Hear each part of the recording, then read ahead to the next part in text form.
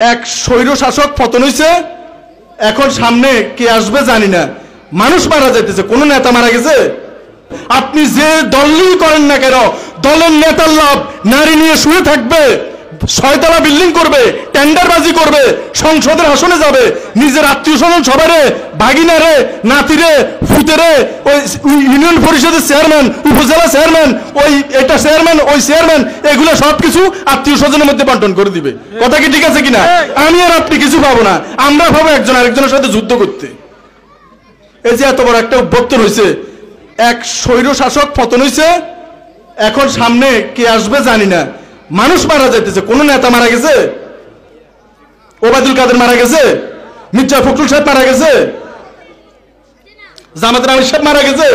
যাবে না, ওনারা সবাই একসাথে বসে মিষ্টি খাবে আর আপনি গুল্লি খাবেন।